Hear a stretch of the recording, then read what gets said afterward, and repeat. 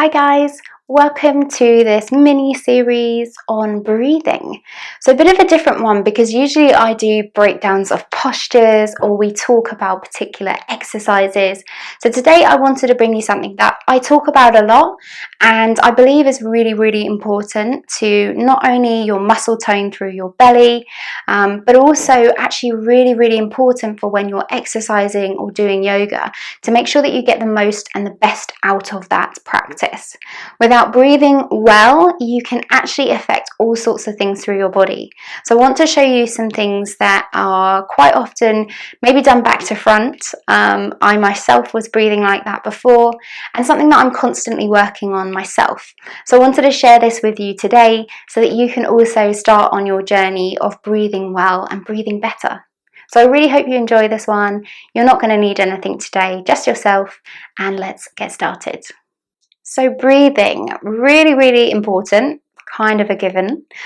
Without being able to breathe, we wouldn't survive very long at all. So we want to make sure we're breathing well, and particularly when it comes to exercise or yoga, breathing can help you have a better workout. You may have heard before when someone said, oh, I've started running or I've started doing exercise, or you may have said this, and someone might have recommended that you work on your breathing. And I myself have given this advice a lot of times and had this advice said to me. And when it was first said to me, I thought, I am breathing. I'm breathing all the time. But actually, it's about making sure you're breathing at the right times and making sure the actual practice of breathing, the method that you breathe in, the movements that your body takes when you breathe, are done in a particular way so that you can breathe better and gain more benefits from that oxygen exchange. So let's get started with the basics. Now, quite often we breathe into our chest, or we might do reverse breathing, and that's for me what I was doing. And actually what that can do, there's a whole system that works with your breath. So your breath isn't just breathing oxygen in and out. Actually, there's a lot connected to the muscles and the organs involved in breathing. So you may have heard of something called the diaphragm, and the diaphragm is kind of essentially attached to the lungs and helps move up and down as you breathe. It kind of moves up and down, and that kind of expands the lungs, gives their space for the oxygen air to come in, and then also helps to contract the lungs a little, kind of bring them up a little bit, and then expel the air back out. But actually, you may not be aware that you have other things that are affected by this diaphragm. So by breathing better, we can actually help things like digestion, anxiety. There's kind of a whole other network of things connected to your breathing. So actually, if you are someone that suffers with anxiety or maybe digestive issues, breathing well could support you in taking away some of the symptoms that come with anxiety and digestive issues. It possibly won't cure it, but it could help support whatever plan you're already on. So don't take my word for that it's going to make it 100% better. Always seek the advice of a medical professional for those conditions. But actually, you could do this alongside, and you can chat to your medical professional about this. So speak to them about breathing better, and they will probably be able to give you some more directions with it as well. So reverse breathing is actually where we breathe, where we're sort of moving the belly in the opposite way. And this was what I was doing. So as I was taking a breath in, I was drawing my belly in. So breathing in. And then if we look at that, so as I'm drawing my belly in, so the diaphragm is meant to be moving down right now to let air in and to kind of expand the lungs and make them bigger. My lungs are meant to be moving down to allow more air in. So can you see, by breathing in and sucking my belly in, I'm actually not allowing myself to have as much oxygen and air into my body. So it's quite a shallow breath. Instead, it's sending a lot of the air into kind of the chest and the kind of upper regions and portions of my lungs and kind of the airways that my body is bringing that air into. Then as I was breathing out, I was pushing the belly out. And I'm not really sure what that's going to do for me right now. So it was just something that I got into a habit of, breathing in, breathing out. And for you, you may also be doing this reverse breathing. I was also breathing a lot into my chest. So when I looked at my breath, so maybe when I laid down or looked down, I could actually see a lot of movement coming from my chest. So maybe just take this moment to just observe what your breath looks like. When you breathe naturally, so just close your eyes, just relax, maybe sit down if you want to, and just take a breath in and notice what happens with your belly. And then maybe open your eyes and look down the body, the front body, and just have a look at where the movement comes from. Does it come from your belly? Does it come from your chest? And something you could do to help with that is actually to bring a hand to the chest and a hand to the belly and feel the movement as well. Actually, when it comes to breathing, you don't want too much movement coming from the chest, because you really want the big movement to be coming from the lungs, which are sitting a little lower. So you want it to be more coming from the belly region. So let's work on that. Let's work on feeling what that feels like as we breathe. So if you take a breath in, bring your hands to your belly as you do it. So take a breath in and really trying to press the belly out as you breathe in. Then as you breathe out, draw the belly back in. And just do that a couple of times, really manually moving the belly in and out.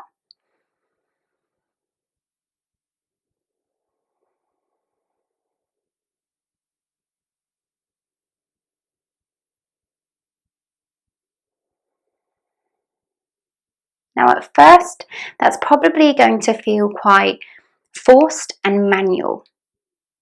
But actually, if you relax the belly now, and again, still focus on breathing in, expanding the belly, breathing out and contracting it, but less on that big movement, really forcing the belly in and out. Rather just allow there to be kind of a bit of relaxing through the belly. And again, you can bring a hand to the belly.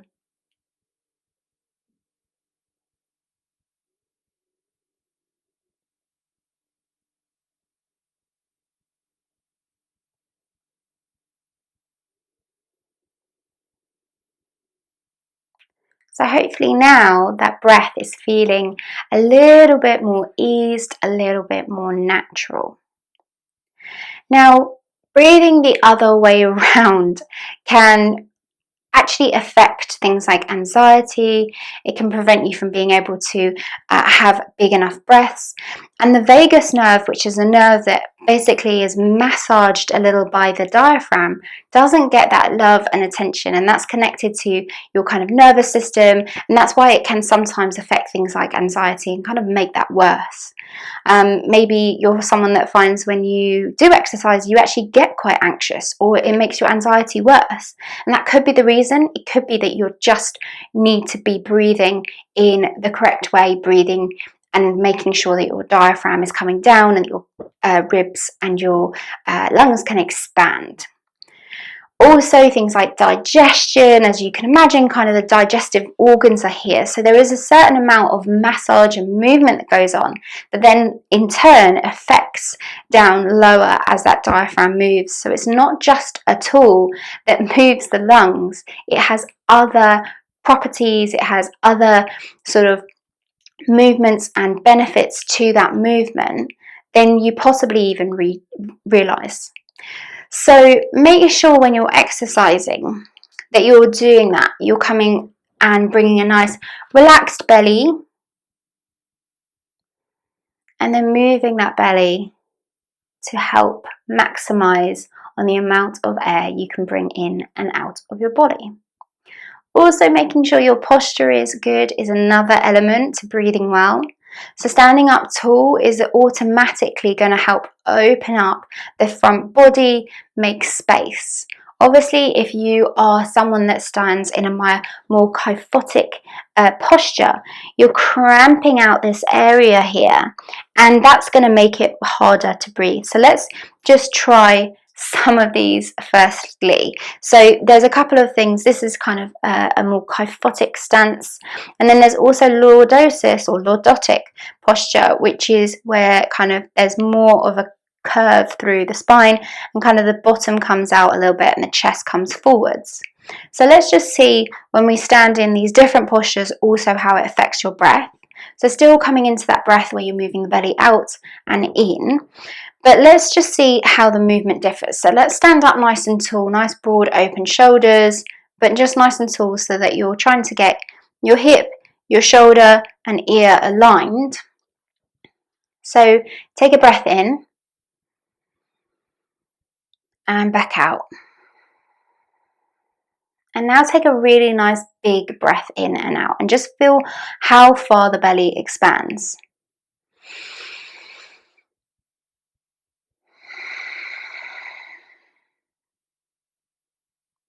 Now let's change the posture. So I want you to come into a curved posture like here, with the shoulders forwards, rounding out through the back, and then just kind of shortening the space between the shoulders here. Bring your hands to the belly and try and take that big breath in again.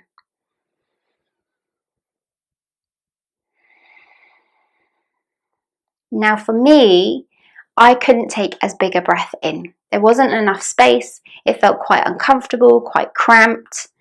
And if you think about what your organs look like and where they are, you can see that by doing this, we are cramping up the organs through the front body. Now let's work on a more lordotic posture. So the bottom's kind of sticking out a little bit, you've got a deeper curve through the mid-spine, and the shoulders are back, but the chest is coming forwards. So I can already feel that it feels quite tight and stretched through my front body. So I'm already thinking that probably there's going to be a limitation to how far I can move my belly forward, but let's test it out. So again, you're going to try and take a nice big breath in